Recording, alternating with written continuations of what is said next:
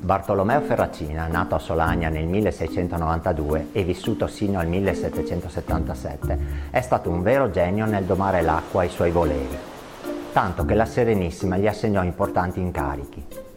È suo il progetto di ricostruzione del Ponte Vecchio di Bassano, distrutto da una piena a metà del Settecento. In quell'occasione il Ferracina, ormai noto come il celebre ingegnere bassanese, inventò il battipali, una macchina mossa dalla corrente del fiume che sprigionava una forza d'urto capace di conficcare nel greto i pali delle fondamenta, macchina che sarà usata in 1000 altre occasioni.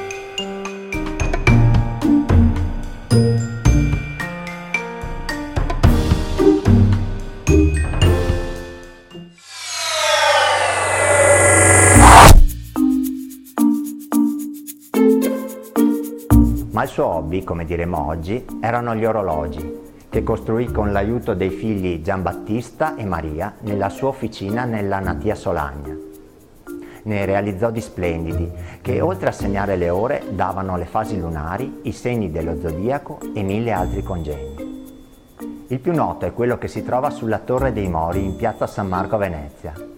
Il comune di Solagna ha una bella macchina destinata originariamente al campanile della chiesa di Santa Giustina, inattivo da un secolo ormai, che con grande sensibilità ha affidato al Museo dell'Automobile Bonfanti Vimar per arricchire ulteriormente la galleria del motorismo, mobilità e ingegno veneto Giannino Marzotto.